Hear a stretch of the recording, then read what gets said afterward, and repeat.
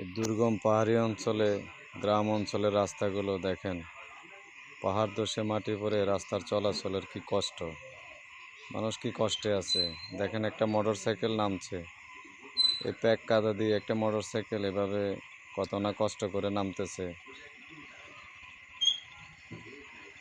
এই রাস্তাটার মাটি কেটে দিল, দেওয়ার পর বৃষ্টিতে প্যাক কাদা হওয়াতে একটি মোটর সাইকেল নামতেও তার অনেক কষ্ট হচ্ছে, পড়ে যায় না অ্যাক্সিডেন্ট হয়।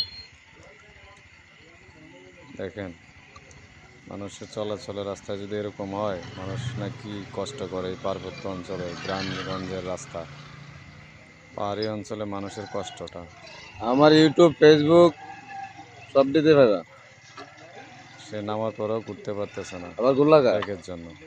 সে আবার মোটর সাইকেলটা ঘুরাইয়া তারপর যাওয়ার জন্য প্রস্তুতি নিচ্ছে। আচ্ছা, মানে যাত্রী